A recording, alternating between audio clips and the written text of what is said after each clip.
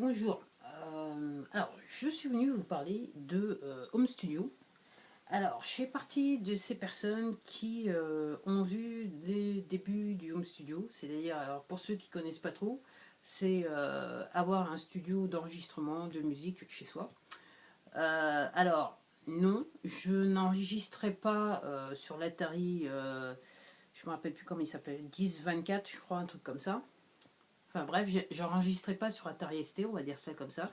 Bien que j'ai assisté à des enregistrements sur Atari ST, et j'ai même participé à des enregistrements sur Atari ST, mais quand j'ai commencé, même si c'était, enfin, j'ai commencé tout petit peu après à enregistrer, et j'enregistrais moi sur PC. Et à l'époque, ce qui était un petit peu difficile avec les PC, c'est que sur les premiers PC, quelquefois au milieu de votre enregistrement, quand vous repassiez je dirais votre morceau pour l'enregistrer, vous aviez des problèmes de timing. Voilà. Alors c'était pas partout, c'était pas sur tous les PC, c'était pas tout le temps, mais c'était entre guillemets moins stable que ça l'est aujourd'hui. Alors pour ceux qui connaissent un peu, bah, ils savent de quoi je parle. Pour ceux qui ne connaissent pas, bah, vous avez énormément de chance parce que l'Home Studio c'était bien, mais les débuts ont été, en ce qui me concerne, un petit peu difficiles. Et c'est vrai que juste pour enregistrer sur PC, c'est vrai qu'il fallait acheter pas mal de trucs, pas mal d'équipements comparé à aujourd'hui. Euh, J'avoue que ouais, j'ai eu deux PC destinés à fait maison, destinés à l'enregistrement musical. Et c'est vrai que ben, ouais, il y a quelques années, je suis passé sur le Mac. En fait, avant de passer au Mac, je suis passé sur une table numérique d'enregistrement qui s'appelait l'Akai DPS16 pour ceux qui connaissent. Donc c'était un outil basé sur l'informatique qui me permettait d'enregistrer toutes sortes d'instruments. Je crois qu'il y avait combien? Bah, il y avait 16 pistes, comme indique son nom, Akai DPS16. Vous pouvez probablement le trouver sur Google, vous verrez de quoi je parle. Très très bonne qualité musicale, je m'en suis séparé à regret, mais tout simplement je suis passé sur Mac, et avec Mac c'est pas un petit peu plus simple, c'est franchement plus simple. Quand vous voyez toute l'évolution, quand vous avez commencé au début, maintenant vous voyez l'avancée de la technologie, effectivement travailler sur Mac pour faire des enregistrements musicaux de tout type, c'est entre guillemets c'est le pied. Alors pourquoi je vous parle de Home Studio là, c'est que tout simplement j'ai voulu changer de micro pour me simplifier la vie. Alors je ne sais pas si je vais l'utiliser comme pour le chant. J'avoue que n'avais pas l'idée de l'utiliser non plus pour enregistrer des instruments, mais je me dis pourquoi pas. Et c'est vrai que je suis passé sur internet, j'ai vu sur YouTube et j'ai vu des gens effectivement qui enregistraient avec ce micro. Et entre guillemets, j'ai surfé parce que j'étais à la recherche d'un micro. Je voulais entre guillemets me simplifier la vie parce que c'est vrai que j'ai encore des pièces de mon vieux home studio, mais c'est branchement sur branchement sur branchement juste pour avoir le son. Et je voulais juste un truc où, clac, on met sur le Mac et ça enregistre. Et alors, je suis tombée sur ce produit alors que je pensais pas acheter. En fait, alors ça c'est de la marque Blue. Alors encore une fois, je fais pas de la pub, enfin je fais pas réellement de la pub pour eux. Moi j'en parle parce que je l'ai essayé et je le trouve pratique. J'ai été attirée il y a quelques mois de ça, je connaissais une marque que je ne connaissais pas du tout il y a quelques mois de ça. C'est parce que effectivement, je suis quand même sur YouTube assez beaucoup, on va dire ça comme ça. Et c'est vrai que j'ai remarqué que certaines personnes utilisaient certains types de produits parce qu'ils le disent, ils font des vidéos pour le dire. Et c'est vrai que j'ai été attirée par le Blue Yeti qui est entre guillemets 139 euros. Il faut l'acheter à 139 euros. Et l'autre fois, je regardais encore le Blue Yeti, voir s'il y avait des prix assez intéressants. Mais bon, c'est vrai que c'est un produit qui est très populaire au sein des youtubeurs, qui est beaucoup demandé. Et c'est vrai que les prix baissent pas forcément. Et par hasard, je suis tombée sur celui-là, qui s'appelle le Blue Snowball. Alors, la raison pour laquelle il est là, c'est que il n'était pas cher. En gros, il y avait un bon pourcentage, au moins 30% sur le produit. Et je me suis dit, à ce prix-là, je vais essayer. Surtout que j'ai un vrai problème au niveau des micros. J'ai un petit peu de mal. Alors, pourquoi je l'ai pris? C'est que j'ai vu la qualité du son. Enfin, j'ai entendu la qualité du son sur le net et je me suis dit, ouais, vu qu'il est pas cher, on va dire ça comme ça, je vais pas je vais pas non plus me tuer. Donc pourquoi pas le faire venir, vu qu'il y a un petit budget. Et alors, ce qui est intéressant avec ce micro, c'est ce qui a attiré mon attention. Alors, il est quand même assez lourd. Alors, je me rappelle plus exactement combien il pèse, mais c'est pas un truc que vous mettez dans le sac à main et que vous partez avec, on va dire ça comme ça. C'est la boule en elle-même, elle est assez parce que c'est du métal, il me semble, et c'est ouais, c'est du métal et c'est assez lourd. Le trépied vient avec. Entre guillemets, c'est une grosse boîte. Non, bah, j'arriverai pas le. Je suis désolé, j'arriverai pas à le démonter là comme ça tout de suite. Mais en fait, c'est très facile, c'est juste que là, je me prends mal. Voilà. Voilà. J'y suis arrivé. Voilà. C'est un truc qui vient tout seul. C'est ce qu'il y a dans la boîte dans les faits. C'est. Oh, j'y arrive. Le trépied, la boule, le micro lui-même et le câble USB. Et le trépied, voilà, il y a les papates comme ça qui se redressent. Et je me suis dit, ben, je vais essayer. Parce que effectivement, pour enregistrer juste ma voix sur le Mac, ça devient un petit peu compliqué. En plus, dans la pièce que j'enregistre, il faudrait, alors, pas seulement un truc pour éviter les pops. Alors, par contre, je trouvais que j'avais un petit peu de mal à le remonter. Alors, je sais pas pourquoi, mais bon, bah, je le ferai après la vidéo. Mais c'est vrai que la première fois que j'ai voulu le mettre dedans, c'était un petit peu compliqué. Alors pas aussi enfin, c'était pas aussi évident que ça. Il faut trouver le coup en fait, il faut trouver l'angle. Alors est-ce que je vais y arriver? Est-ce que je vais y arriver? Ouais, c'est bon. C'est parti mon kiki, c'est bon, voilà. Alors, j'ai quand même pas fait une vidéo à visser, bien que voilà, bah, vous avez découvert, voilà, c'est assez rapide, il y est. Ça c'est, alors ça se règle en hauteur. Voilà, comme ça. Et alors, la raison, ce qui a attiré mon attention, mis à part la qualité du son que je semble entendre, c'est que en fait vous avez 3 positions. Alors là, il est en. Il y a la position cardioïde. Et je ne me rappelle plus les 2 autres positions, c'est quoi le nom? Mais cardioïde, c'est. En fait, il prend tout le son. Le son est enregistré sur tout. Voilà, là aussi, c'est du micro. Il y a du micro à l'avant, du micro à l'arrière. Donc en fait, il prend le son sur toute la pièce.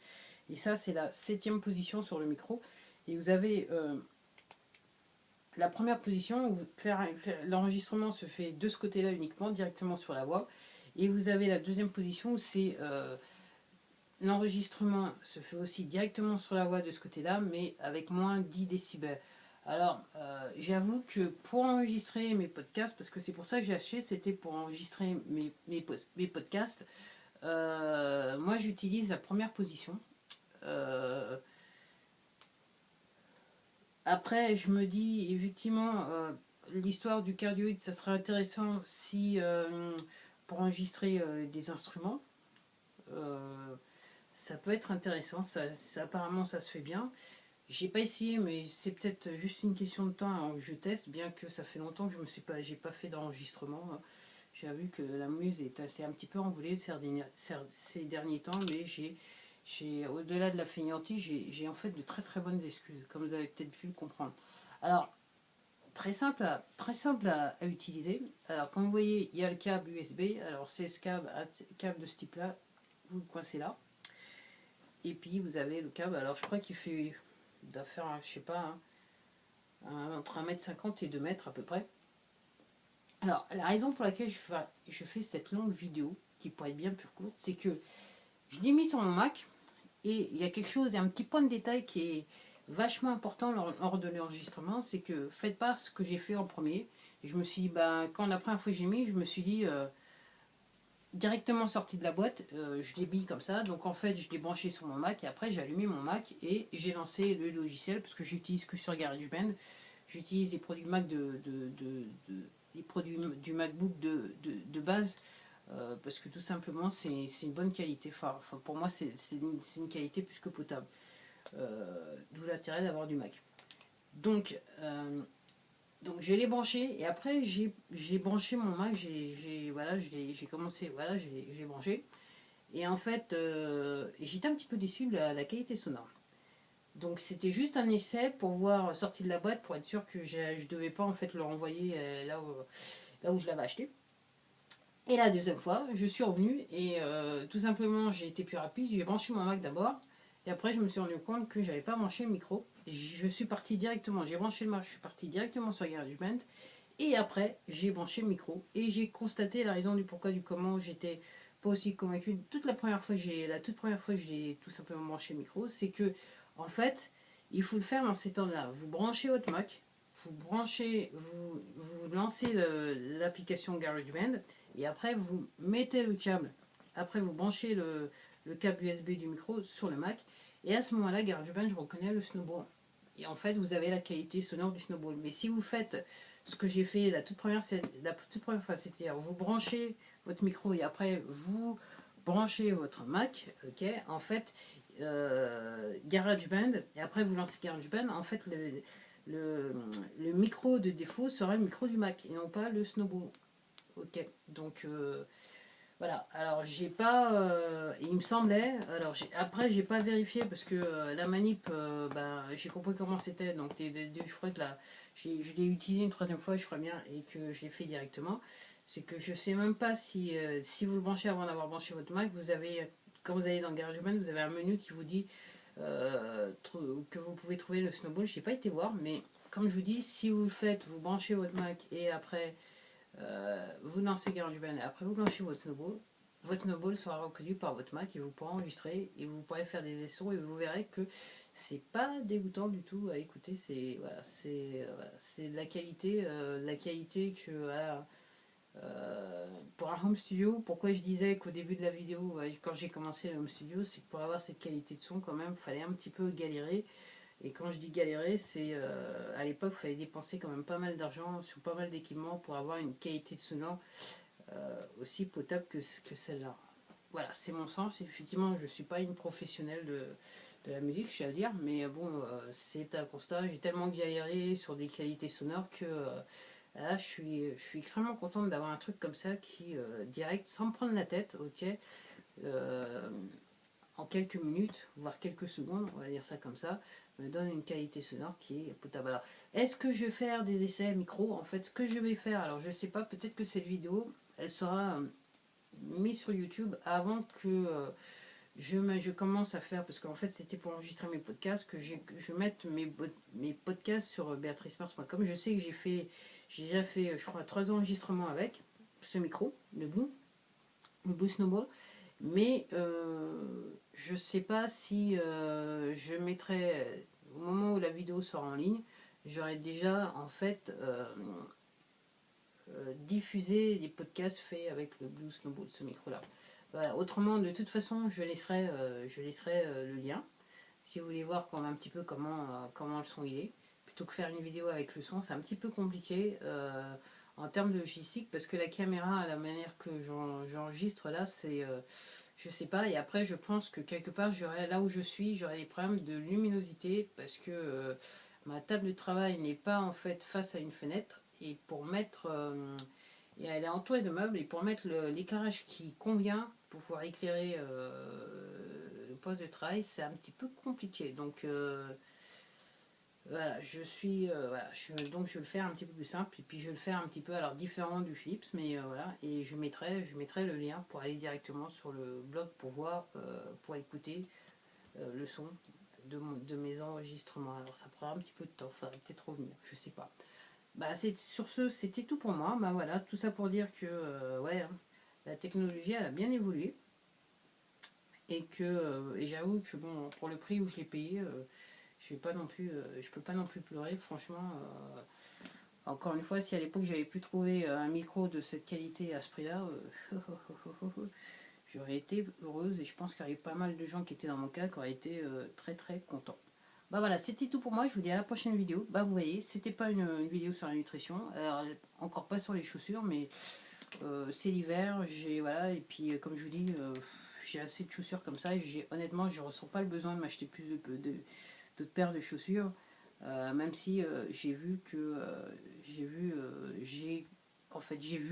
la chaussure Vibram Furoshiki est maintenant sur le marché français. sympathique en termes de concept, moins cher que la Trek Insulated, mais sympathique, mais sans plus. Mais je crois comprendre que sur internet, j'ai compris qu'il y avait d'autres modèles, des modèles qui sont à peu près mi-mollet, qui peuvent être intéressants. Alors, bien que je suis pas très chaud sur mi-mollet. Voilà, c'est tout pour moi. Je vous dis à la prochaine vidéo. Si vous avez aimé cette vidéo, n'oubliez pas de vous abonner. Et si vous avez le temps, n'oubliez pas d'aller voir les enregistrements que j'ai pu faire avec le micro. Et je vous dis à la prochaine vidéo.